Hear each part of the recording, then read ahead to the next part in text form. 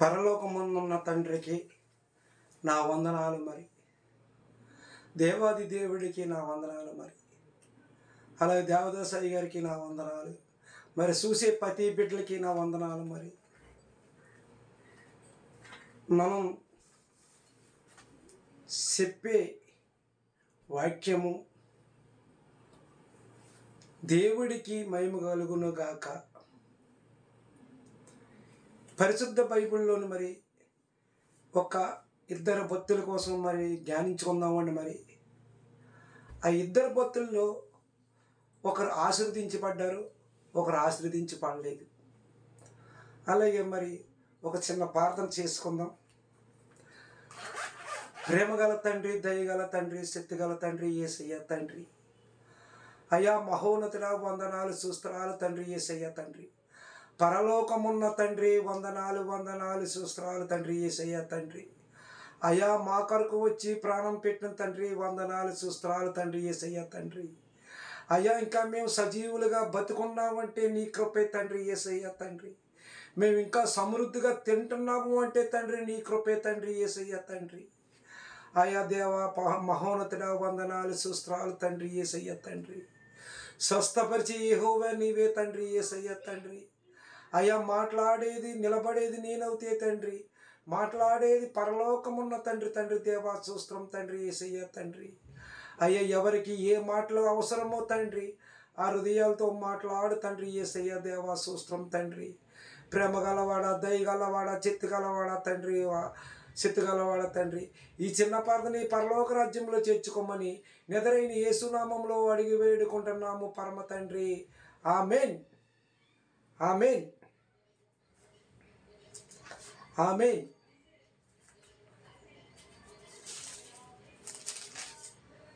ఆమేన్.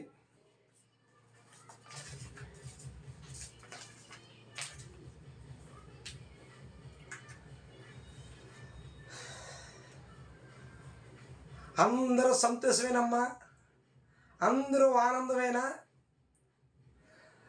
సంతోషంగా ఆనందంగా ఉన్నవారు అందరూ ఒక్కసారి ప్రభువుకి స్తోత్రం చెప్పండి. హల్లెలూయా, హల్లెలూయా. దేవుడు మిమ్మల్ని దీవించును గాక. అందరూ సంతోషంగా ఉన్నాం కదమ్మా, అందరూ ఆనందంగానే ఉన్నాం. దేవుడు మాటలు మరి ధ్యానించుకుందాం మరి పరిశుద్ధ బైబిల్లోంచి. మరి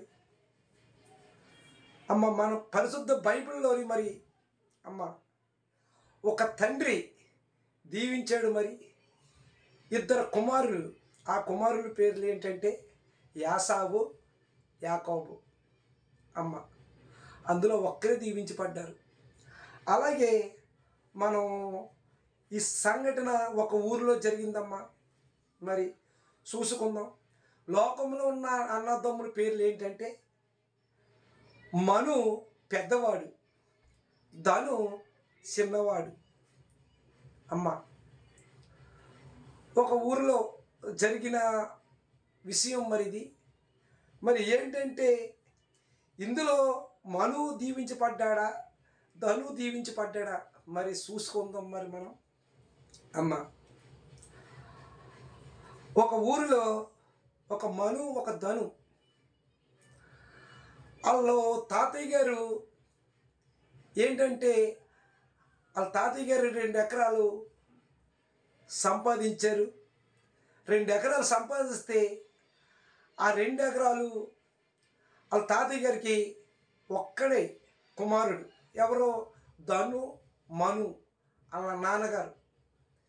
కొన్నాళ్ళకి వాళ్ళ తాతయ్య గారి కాలం చేసిన తర్వాత ఎవరికి వస్తుంది అంటే ఆస్తి మను, ధను వాళ్ళ నాన్నగారికి వచ్చింది. మను వాళ్ళ నాన్నగారికి వస్తున్నప్పుడు కొన్నాళ్ళు పోయిన తర్వాత మను, ధను నాన్నగారి కాడ కాలం చేశారమ్మ. చేసిన తర్వాత ఏంటంటే మరి ఇంటికి పెద్దవారు లేనప్పుడు ఏంటంటే ఇంకా పంపకాలు వచ్చేతాయన్నమాట. పంపకాలంటే అది నాకు, ఇది నాకు, అది నువ్వు తీసుకోవాలి, ఇది నేను తీసుకోవాలి అని ఇంకా అన్నదమ్ముల్లో ఏంటంటే ఒక స్వార్థం, నేను బాగోవాలన్న ఆలోచన పుడుతుంది. పుట్టినప్పుడు ఏంటంటే ధను చిన్నవాడు. అన్నయ్య అన్నయ్య మనకి తాతయ్య గారు కాలం చేశారు, నాన్నగారు తీసుకున్న ఆస్థాపించారు. ఈ రోజుని మన నాన్నగారు చనిపోయారు. ఈ రోజుని మన ఇద్దరం శనికోయాగ్రం తీసేసుకుందాం, మన పంపకాలు అయిపోవాలని పెద్దవాడిని అడిగినప్పుడు పెద్దవాడు ఏంటంటే నలుగురిని కేకేసి మరి పనిచేసుకున్నారు. పనిచేసుకున్న తర్వాత ఎవరి స్థలంలో వాళ్ళు ఇళ్ళు కట్టుకుని మయంగా ఒక పారి కట్టేస్తున్నారు. పారి కట్టేసుకున్నప్పటికీ ధను దేవుణ్ణి నమ్ముకున్నవారే, మను కూడా దేవుణ్ణి నమ్ముకున్నవారే. ఇద్దరు దేవుణ్ణి నమ్ముకున్నారు, ఇద్దరు ప్రభువులు నడుస్తున్నారు. నడిచినప్పటికీ మనుకి ఒక 15 కొబ్బరి చెట్లు ఓటలో వచ్చాయి. ధనుకి ఒక్క చెట్టు కట్ట రాలేదు, ఒక్క చెట్టు కట్ట రాలేదు. ఏంటంటే మను ఏ పనికి వెళ్ళకుండా ప్రార్థనే చేసేవాడు. ప్రార్థన చేస్తుంటే ఒక రోజుని ప్రభువారు మాట్లాడారు. ఎవరితోటంటే ధనుతోటి మాట్లాడాడు. ప్రభువా ప్రభువా నన్ను ఆశీర్వదించు, నన్ను దీవించు అని అడిగినప్పటికీ దేవుడు మాట్లాడుతున్నాడు. ఏంటంటే నిన్ను నేను ఆశీర్వదింతాను, నిన్ను నేను దీవింతాను, కానీ నేను ఎలాగ ఆశీర్వదింటున్నానో నువ్వు తెలుసుకో, నేను ఎలా నిన్ను దీవింతున్నానో నువ్వు తెలుసుకో అని ఏం చేయడంటే దేవుడు 2 మాటలు మాట్లాడి వెళ్ళిపోయాడు. వెళ్ళిపోయిన తర్వాత మను భార్య దగ్గరికి వచ్చి ఏమే ఏమే ఏమే ఏమే ఈరోజుని ప్రభు నాతో మాట్లాడాడు, నన్ను ఆశీర్వదింతానంటున్నాడు, నన్ను దీవింతానంటున్నాడు, అది ఎలాగో నన్ను తెలుసుకోమంటున్నాడు అన్నప్పటికీ ఏమండి ఏమండి మీకు ఎక్కడుండి మాట్లాడాడండి దేవుడు అని మను భార్య మనుని అడిగింది. ఏమే కొబ్బరి చెట్టులో ఉండి మాట్లాడాడు దేవుడు అని చెప్పి ఎవరితో చెప్పాడు? భార్యతో మను చెప్పాడు. చెప్పినప్పటికీ భార్య ఏమంటుందంటే ఏవండి నిన్నటిదాకా కొబ్బరికాయలు చిన్నగా ఉన్నాయి, ఈవేళ దేవుడు నీతో మాట్లాడిన కాంచి పెద్ద కాయలు అవ్వేయండి, దేవుడు మన కొబ్బరికాయలు ఉండి ఆశీర్వదించున్నాడేమో అని మనుకి భార్య చెప్పింది. ఊరుకో నీ ముఖం, దేవుడు నన్ను కూర్చున్న ఆశీర్వదింతానన్నాడు, నుంచున్న ఆశీర్వదింతానన్నాడు, పడుకున్న ఆశీర్వదింతానన్నాడు అని ఏంటంటే ఆ దీపం మీద మను అలాగే చూస్తున్నాడు. ఈ రోజున ఆశీర్వదింతాడో, రేపు ఆశీర్వదింతాడో, ఎల్లుండి ఆశీర్వదింతాడో అని ఏంటంటే ఆలస్యం, బద్ధకం, నిర్లక్ష్యం చేశాడమ్మా. ఎవరు? మను. ధనుకి ఏంటంటే ధను సురుకైన వాడు, శలాకైన వాడు, కానీ మోసగాడు. మోసం అంత మోసమే. ఎవరు? ధను తమ్ముడు. ఏంటంటేని ఓ రోజుని అన్నయ్య 2 కొబ్బరికాయలు నాకు ఎవరా, మా భార్య ఒకటి నేనోటి కొట్టుకుని తాగుతాం అన్నప్పుడు కొబ్బరికాయలు ఎవరికి ఇవ్వకూడరయ్యి, అవి అలాగే ఉండాలి. ఆ అవసరం వచ్చినప్పుడు ఎవరు దీవించబడతారో, ఎవరు ఆశీర్వదించబడతారో అప్పుడు పనికొస్తారయ్యి, నేను ఇవ్వనరా అని ధనువుకి అన్నగారు మను చెప్పాడమ్మ. చెప్తే ఇంక మా అన్నయ్య ఎలా ఇవ్వలే అని ఏం చేసాడంటేని వాళ్ళు పారి కట్టేశారు కదా మరి అడ్డుగా. ఆ పారి బయట వేసవకాలం చల్లగా గాలి వేస్తుందని బయట పొరంలో పడుకున్నాడు. పడుకున్నప్పటికీ దేవుడు ఏం చేశాడు? ఒక కొబ్బరికాయ ధనువు మీద వేసాడు. ధనువు ఏంటని తులుక్కుబడి లేచినడికి కొబ్బరికాయ ఉంది మంచం మీద. మరి ఇంకో మంచం, మరి ఇంకొక చెట్టు మించి మనీ పడ్డది. చూసావా, మా అన్నయ్యని అడిగితే నాకు 2 కాయలు ఇవ్వలేదు. దేవుడు ఎంత గొప్పోడో, నా భార్యకొకటి నాకొకటి ఎంతో ఇచ్చాడు దేవుడు. ఈరోజు నీ కొట్టుకుని ఈ తాగి ఈ తిని ఈ పూట కడుపు నింపుకుంటాం అని ఏం చేశాడంటే యావే యావే యావని భార్యని లెగ్గొడుతున్నాడు తమ్ముడు. ఏంటండి అంటే ఏవే ఏవే ఇవాళ మా అన్నయ్యని అడిగినప్పుడు 2 కొబ్బరికాయలు అడిగితే మా అన్నయ్య మనకి ఇవ్వలేదు. ఇవ్వకపోతే దేవుడే ఈ 2 కాయలు మనకి ఇచ్చాడు. శుభ్రంగా కొట్టి ఈ నీళ్ళు తీసుకురా, ఈ గుంజి చక్కగా తిన్నాం అన్నప్పటికీ భార్య ఏంటంటే కొడతానండి అలాగే అండి అన్నప్పటికీ ఒక కొబ్బరికాయ కొట్టినప్పటికీ కొబ్బరికాయలోంచి ఒక బంగారుపు నాణ బయటపడ్డది. ఏమండి కొబ్బరికాయలో బంగారు నాణం ఉందండి అని ధనుని కాకేసింది. అది కట్ట కొట్టే అన్నప్పటికీ అది కట్ట కొట్టినప్పటికీ ఇంకో రెండో బంగారపు కాయిన్ ఉంది. అమ్మో ఈ లెక్కని మా అన్ని చెట్లన్నీ కొబ్బరికాయలు అన్నీ బంగారపు కాయిన్లు ఉంటాయి. ఈ లెక్కని మనం ఏం చెయ్యాలి అని ధను భార్యని సలహా అడిగాడు. భార్య ఏం చెప్పిందంటే తమ్ముడు పెళ్ళం ఏమండి మీరు పొద్దున్నుంచి కొబ్బరికాయల వ్యాపారం పెట్టండి. కొబ్బరికాయల వ్యాపారం పెడితే ఆ బంగారు కాయిన్లన్నీ మనయే. దేవుడు మనకు ఆశీర్వదించాడు, మనకు దీవించి పడతాం అన్నప్పటికీ పొద్దున్నే లేచినప్పటికీ ధను ఏంటంటే పొద్దున్నే సురుకైన వాడు కదా, మరి సెలాకైన వాడు, మోసగాడు, అన్నీ ఉన్నాయి. కానీ ఏంటంటే పొద్దున్న లేచిపోయి మంగడిగేసుకుని ఓ సైకిల్కి చిక్కం కట్టేసుకుని పక్కనే. కానీ ఏంటంటే అనుమానం రాకూడదని అన్నగారికి ఆయని అప్పుడు అనయ్య నేను కొబ్బరికాయలు వ్యాపారం చేస్తున్నాను, నీ చుట్టూ కొబ్బరికాయలు ఏమన్నా దింపుతావా, నీకు డబ్బులు నేను వెంటనే ఇచ్చేస్తాను అన్నయ్య అన్నప్పటికీ అన్నయ్య తమ్ముడు నాకు చెట్టు ఎక్కుతూ కాదు రాదురా, నువ్వే దింపుకో, 4 గెలలు దింపుకుంటావు 5 గెలలు దింపుకుంటావు, దింపుకుని అమ్ముకుని నా డబ్బులు నాకు ఇచ్చేయి అన్నప్పటికీ తమ్ముడు ఒక 5 గెలలు దింపుకుంటాం, శుభ్రంగా ఇంట్లోకి పట్టుకెళ్తాం. అవి చీకలు పడిన తర్వాత ఇంట్లో భార్య ధను భార్య అవి సీరతం పట్టారు. సీరతం పట్టి అందులో కాయిల్ తీసి అవి ఏంటంటే పట్నం గట్టుకెళ్ళి మార్చి వచ్చేవాడండి.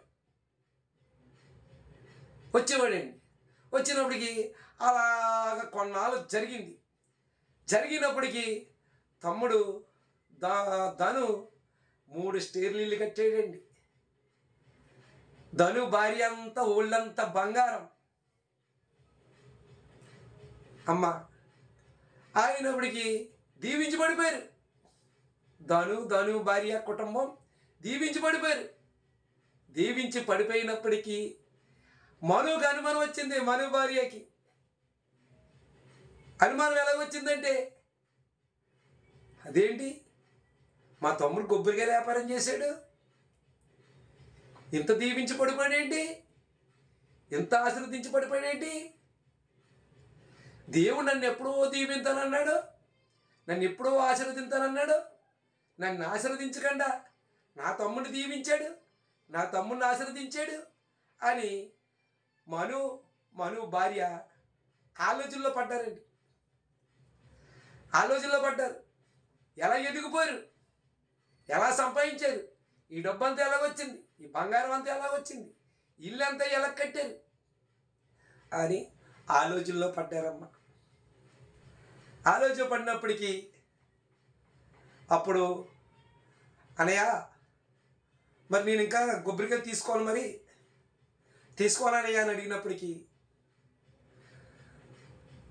ఒక 3 గెలలు తీసుకున్నాడండి. మరి తమ్ముడు తీసుకున్నప్పటికీ ధను 3 గెలలు తీసుకుని ఇంట్లో కట్టిపోయాడండి. మరి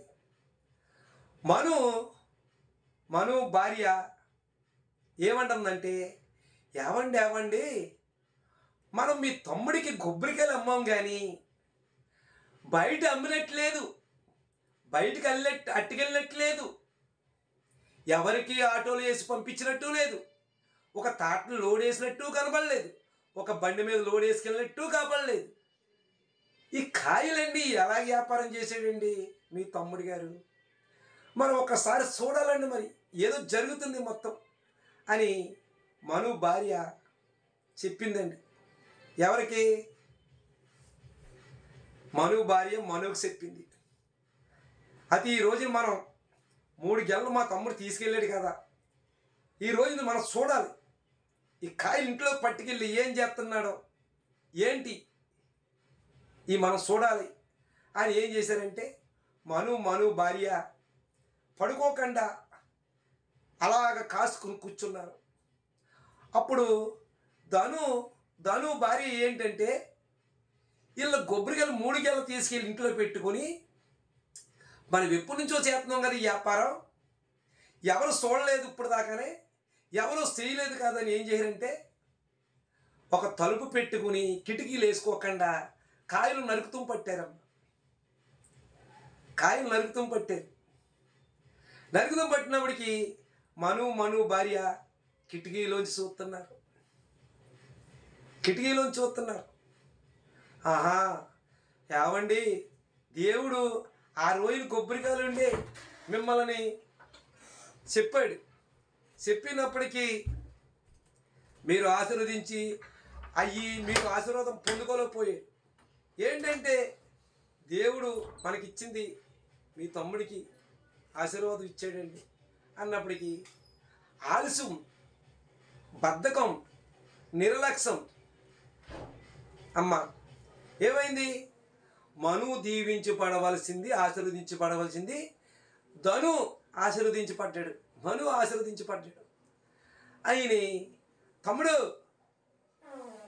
ఈ కాయలన్నీ నాయి, ఈ ఆస్తి అంతా నాది, ఈ ఆశీర్వాదం అంతా నాది, దేవుడు నాకు ఇచ్చాడు అన్నప్పటికీ, అనయా నువ్వు కొబ్బరికాయలు అమ్మవు, నేను తీసుకున్నాను, అందులో నీరుంటేమి, కొబ్బరి గుంజుంటే ఏమి, వజ్రాలుంటే ఏమి, బంగారపు నాణాలుంటే ఏమి, అవి నావి, నువ్వు అమ్మేశావు, నేను తీసుకున్నాను అన్నప్పటికీ అన్నగారిని బయటికి గంటేసాడు. వదినమ్మని అన్నయ్య గారిని గెంటేసాడు. గెంటేసినప్పటికీ ధను భార్యకి ఏంటంటే ఇంకా వేదన వచ్చింది. వేదన అంటే ఏంటి? ఏమండి, ఈ కొబ్బరికాయలో రాక్షసం తెలిసిపోయింది, ఈ కొబ్బరికాయల్లో బంగారపు నాణాలు ఉన్నాయని తెలిసిపోయింది. ఇంకో రోజున మనకి ఇంకెక్కడి నుంచి కొబ్బరికాయలు అమ్మడండి మీ అన్నయ్య, మనం ఇంకా రక్షింపబడలేం, మనం దీవించబడలేం ఇంకా అన్నప్పటికీ ధను భార్య ఆలోచించుకున్నప్పటికీ మరి కొబ్బరికాయలు మను అమ్మడండి. మరి అమ్మపోతే ఏంటంటే మా ధను భార్య ఏంటంటే ఒకటి ఆలోచించుకుని, ఏమండి చీకలు పడ్డాక మీ అన్నయ్య గారు మీ వదిన గారు పడుకుంటారు కదా, పడుకున్నప్పుడు మనం నైటు మీరు చెట్టు ఎక్కితే అలవాటు ఉంది కదా, చెట్టు ఎక్కి కొబ్బరికాయలు తీసేయండి, తీసేస్తే అలా తెలదండి అన్నప్పటికీ మను భార్య పడుకున్న తర్వాత ధను ఏం చేయడంటే చెట్టు ఎక్కి కొబ్బరికాయలు 3 గెలలు 4 గెలలు దింపేశాడు. దింపేసి ఇంట్లో కట్టుకెళ్ళినప్పటికీ ఏంటంటే ఒక్కొక్కాయ నరుగుతుంటే ఏంటంటే తేళ్ళు వస్తున్నాయి. తేళ్ళం ఒక తేలు కుట్టేస్తుంది. ఒక తేలు కుట్టేస్తే ప్రభువు ప్రార్థన చేశారండి. యేసయ్యా, ప్రభువా, ఏంటి మమ్మల్ని ఇప్పుడు దాకా బంగారపు కాయిన్లు పెట్టి ఇప్పుడు దాకా తేలిని పెట్టు తండ్రి యేసయ్య అంటే, అప్పుడు చేసిన తప్పు క్షమించు తండ్రి, ఈ ఆస్తిలో శకం మా అన్నకి ఇస్తాను, శకం నేను తీసుకుంటాను, ఉన్నది ఊర్లో అందరికీ పంచిపెడతామని ధను భార్య సమాధానం దేవుణ్ణి క్షమాపణ అడిగినప్పటికీ ఏంటంటే, అమ్మ ఇందులో నీతి ఏంటని చూసారా? మనుకి దేవుడు ఆశీర్వదించని చెప్పాడు. చెప్తూ ఏంటంటే ఆలస్యం చేశాడు, నిర్లక్ష్యం చేశాడు, బద్ధకం చేశాడమ్మ. అమ్మ చూసారా? దీవించి టైంలోనే మనం లోకంలో తిరుగుతున్నామేమో, ఆశీర్వదించి పడి సమయంలోనే మనం దేవుడి మాట ఆలకిస్తలేదేమో, దేవుడు చెప్పిన పనులు మనం చేస్తలేదేమో. అమ్మ, ఆలోచిస్తున్నారా? ఏంటంటే ఈ రోజుని దేవుడి ఆశీర్వాదం, దేవుడి దీవెనలు పొందుకోలేకపోతున్నారు. మరి అలాగే పరిశుద్ధ బైబిల్లో లేఖనాల నుంచి చూసుకుందాం. చూడండి, మరి ఆదికాండము 27:4 చదువుకుందాం. చూడమ్మా. నేను సావక మునుపు నిన్ను నేను ఆశీర్వదించినట్లు నాకిష్టమైన రుచిగల భోజనమును సిద్ధపరిచి నేను తినుడికి నా వద్దకు తెమ్మని చెప్పును. ఎవరు చెప్పారు? అమ్మ, తండ్రి విశాఖ గారు చెప్పారు. తండ్రి వృద్ధుడైపోయాడు, ముసలివాడైపోయాడు. ఎప్పుడు చనిపోతాడో తెలదు. కానీ తండ్రి దగ్గర దీవెనలు, ఆశీర్వాదం బోలెన్ని ఉన్నాయి తండ్రి దగ్గర, విశాఖ గారి దగ్గర. అమ్మ, విశాఖ గారి దగ్గర. విశాఖకు తల్లి అబ్రహాము గారు, శారమ్మ గారు. ఏంటంటే తల్లి శారమ్మ, తండ్రి అబ్రహాము, కొడుకు విశాఖు. విశాఖ కుమారులు, పెద్ద కుమారుడు యాసేబు, చిన్న కుమారుడు యాకోబు. అమ్మ, తండ్రి ఏమన్నాడంటే రుచికాల భోజనం నాకు తెచ్చిపెట్టు, నిన్ను ఆశీర్వదింతాను, నిన్ను దీవింతాను అని ఎవరితో చెప్తున్నాడంటే యాసేబుతో చెప్తున్నాడు. అమ్మ, యాసేబుతో చెప్తున్నాడు. మరి చూడమ్మా, 5 నుంచి మరి ఒక 7వ వచ్చిన దాకా చదువుకుందాం. చూడమ్మా. విశాఖు తన కుమారుడికి యాసేబుతో యాటాడి మాంసము తెచ్చుటకు అడవికి వెళ్ళును. అప్పుడు రిబక తన కుమారుడుకు యాకోబును చూసి, ఇదిగో నీ తండ్రి అన్నైన యాసేబుతో మృతి పొందక మునుపు నేను నిన్ను యెహోవా సన్నిధి నుండి ఆశీర్వదించును.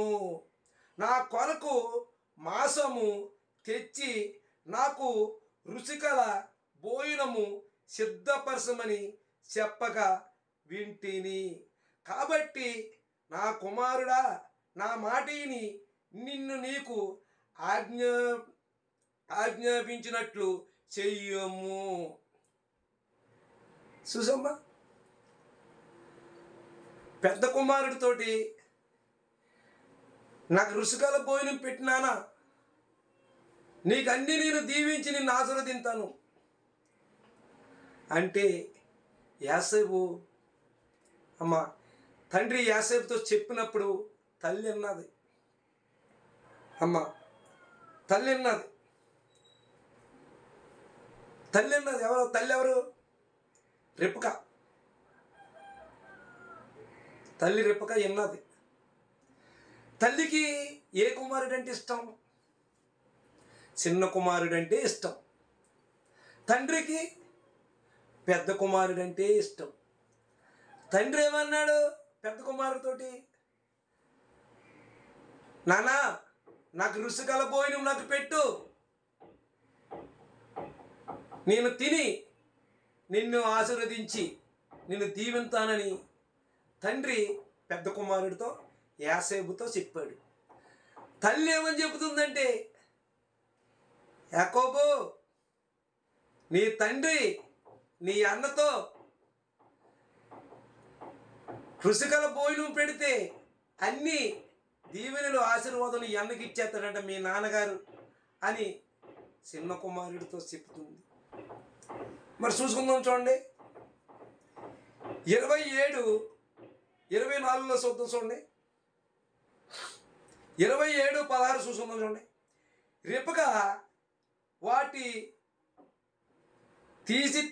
తీసిన చిన్న కుమారుడుకును యాకోబుకు తొలగించి ఆ మేకపిల్ల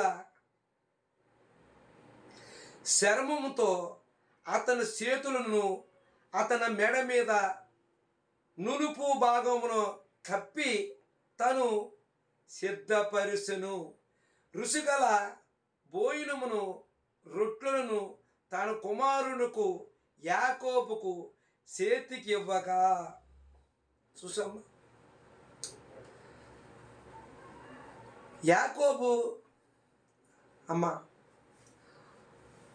యాకోబు ఒళ్ళంతా నున్నగా ఉంటుంది.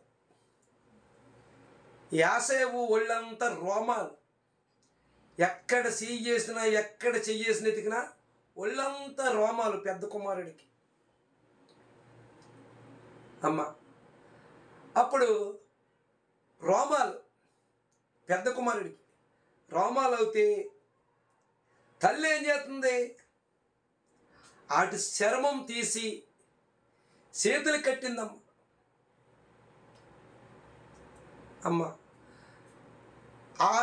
ఆ మేక చర్మం తీసి ఈపి మీద మెడ మీద కట్టిందమ్మ.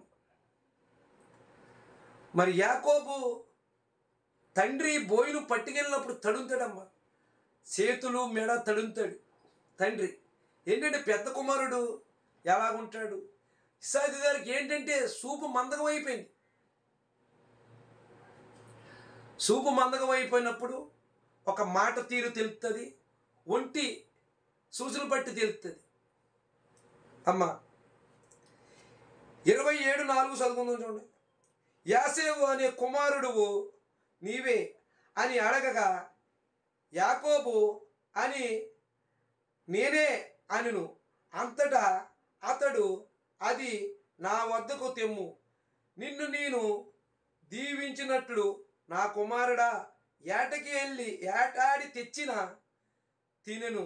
అతడు తెచ్చినప్పుడు అతడు తినును, ద్రాక్షరసము తాగగా అతడు తాగును. తరువాత అతని తండ్రి అయిన ఇస్సాకు నా కుమారుడా దగ్గరకు వచ్చి నన్ను ముద్దు పెట్టుకోమని అతనితో చెప్పును. తల్లి ఏం చేసిందంటే, యాకోబు మందలోకి వెళ్ళి 2 పిల్లలు పట్టిరా, మేక పిల్లల్ని. మీ నాన్నకి నేను చక్కగా భోజనం పెట్టి అన్న అడుగుకెళ్ళాడు. అన్న వచ్చినప్పటికీ నేను వండేసి నీకు ఇస్తాను, నువ్వు వట్టికెళ్ళి మీ నాన్నకి పెట్టి మీ నాన్న దగ్గర ఆశీర్వాదం దీవించు, తీసుకో అన్న రాకముందే అన్నప్పటికీ మందలో 2 మేక పిల్లలు గబగబలాడుతా తెచ్చి ఆ మేక పిల్లలు చక్కటి ఆహారం రుచికల భోజనం వండి తండ్రి దగ్గరికి ఎవరట్టుకెళ్ళారంటే యాకోబు పట్టుకెళ్ళాడు. యాకోబు అంటే మోసకాడమ్మ, మోసం, ఎక్కడికెక్కడ మోసం, మాట మోసమే, చూపు మోసమే.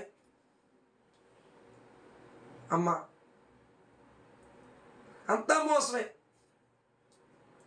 అప్పుడు తండ్రి దగ్గరికి భోజనం పట్టుకెళ్ళినప్పటికీ, నానా నీకు రుచికల భోజనం నేను తెచ్చాను, ఇదిగో తిని నన్ను దీవించు అన్నప్పటికీ, కుమారుడా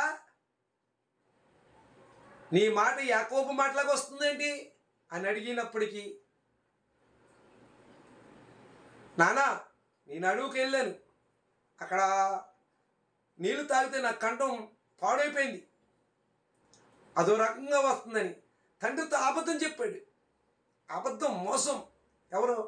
యాకోబు. బాబా దగ్గరికి రా అని ఏం చేశాడంటే ఒళ్ళంతా తడివాడు, చేతులంతా తడివాడు. ఎందుకు తడివాడంటే అన్నగారు యాసేపు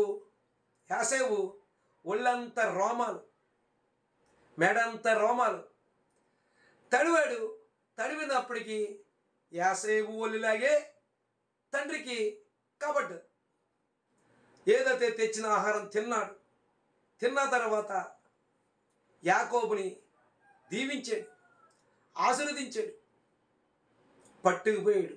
ఎవరో తమ్ముడు పట్టుకుపోయాడు. అన్నగారు లేటుగా వచ్చాడు,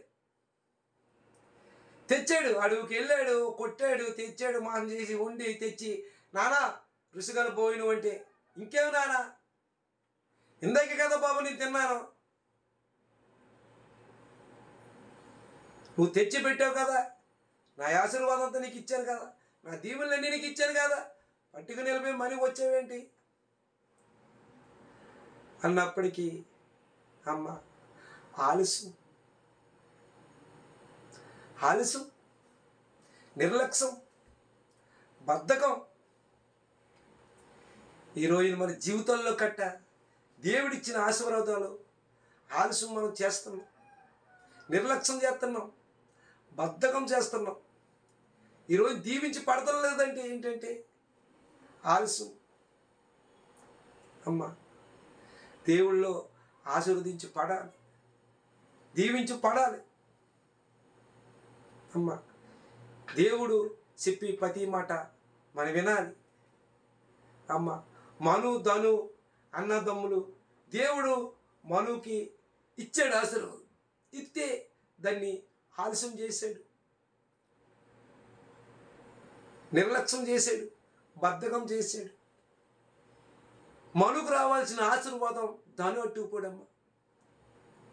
యాసేపుకు రావాల్సిన ఆశీర్వాదం అమ్మ యాకోబు పట్టుపోడమ్మా. ఏంటంటే ఈ రోజున మన జీవితంలో కట్ట ఏంటంటే నిర్లక్ష్యం, ఆలస్యం, బద్ధకం.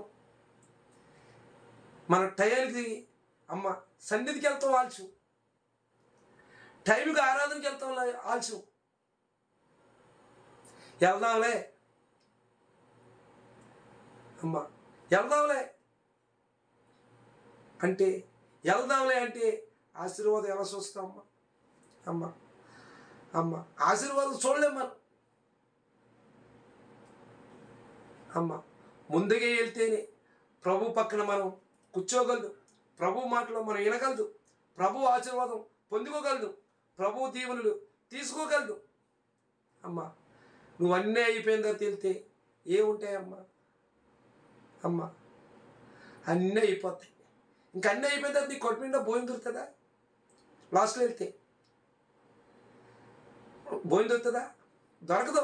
ఎందుకు దొరకదంటే నువ్వు ఆలస్యం, నిర్లక్ష్యం, బద్ధకం. అమ్మ మన సురుకైన వాళ్ళుగా ఉండాలి, సలాకైగా ఉండాలి. దేవుడు మాటలంటే పరిగెత్తుకెళ్ళాలి, దేవుడు సభలంటే పరిగెత్తుకెళ్ళాలి. అమ్మ దేవుడు ఉపవాసాలంటే పనులు మానుకోవాలి. అమ్మ దేవుడు సువార్త అంటే చెయ్యాలి. అమ్మ ఈ జీవితం మన జీవితంలో ఈ రోజుని మనం దీవించి పడతాం. ఏంటంటే దేవుడు చెప్పినట్టు మనం చేస్తే ఆశీర్వదించి పడతాం. మరి ఓ పాట పాడుకుందాం. మరి పరిశుద్ధుడా నీకు అభిషేకము, సంపూర్ణుడా నీకు అభిషేకము, పరిశుద్ధుడా నీకు అభిషేకము, సంపూర్ణుడా నీకు అభిషేకము, ఆనందము సంతోషము యేసయ్య ఇచ్చే అభిషేకము, ఆనందము సంతోషము యేసయ్య ఇచ్చే అభిషేకము. అమ్మ యేసయ్య ఇచ్చే అభిషేకమైన మనం దీవించిన అందులో ఆనందము సంతోషము అమ్మ రెండు కలిగి ఉంటాయి.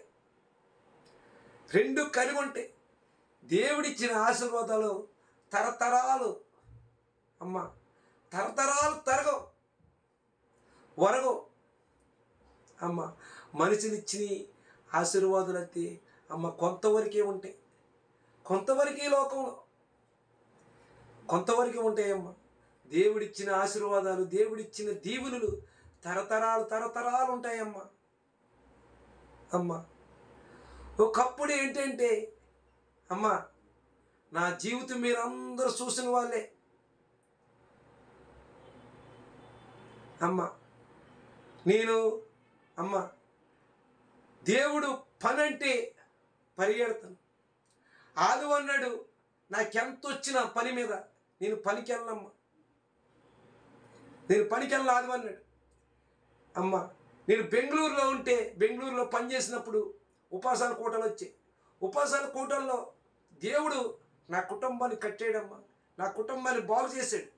అందుకే నీ కృతజ్ఞత కలిగి, యేసయ్యా నేను ఈ రోజుని నేను బెంగళూరు నుంచి నీ పొద్దునికి ఉపాసాల కూటలకి నేను అందుకోవాలి అని ప్రార్థన చేసుకున్నాను. నాకు నుంచి బయలుదేరిన అమ్మ పొద్దున ఉపాసాల కూటలు 3 రోజులు పాల్గొన్నాను. 3 రోజులు పాల్గొన్న తర్వాత 5 రోజులు మంది బెంగళూరు పనికి వెళ్ళాను. అమ్మ దేవుడు పని మనం చేస్తే మన పని దేవుడు చేస్తాడు.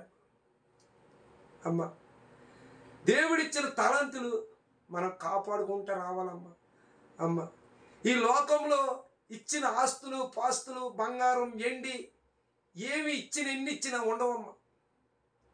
అవి ఎన్నడికి దూరం అయిపోతాయి, ఎప్పటికైనా దూరం అయిపోతాయి. అమ్మా దేవుడు ఈ రోజుని నన్ను ఇలాగ వాడుకుంటున్నాడంటే అమ్మ దేవుడి కృపే. అమ్మ దేవుడి కృపే.